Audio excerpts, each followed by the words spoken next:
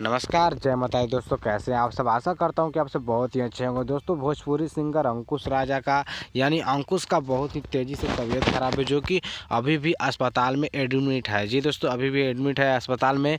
और दोस्तों, आप लोग चिंता मत लीजिए, अंकुश जी बहुत ही जल्दी ठीक होने वाले हैं, क्योंकि ऑपरेशन हुआ है और ऑपरेशन सक्सेसफुल हो गया है। लेकिन बहुत दुख का बात है कि एक भोजपुरी कलाकार, एक भोजपुरी का बेटा, एक भोजपुरी मिट्टी का लाल का आज तबीयत ख़राब है। तो बहुत ही दुख का बात है। तो आप सब दर्शकों से निवेदन है, विनती है कि आप सब अपना प्यार और आशीर्वाद अंकुश जी पे बनाए रखें, ताकि आप भगवान से दुआ करें कि अंकुश जी जल्द से जल्द ठीक होके। और बस आप सभी को मैं इस वीडियो में यही बताने वाला था, कोई खबर के साथ नहीं, लेकिन ये भी एक तरह से एक खबर ही था दोस्तों।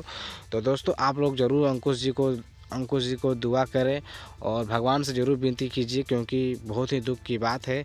क्योंकि आप लोगों का चहेता थे, उनका परिचय देने का कोई बात नहीं है, क्योंकि आप लोगों ने बहुत जान रहे थे अंकुश जी को।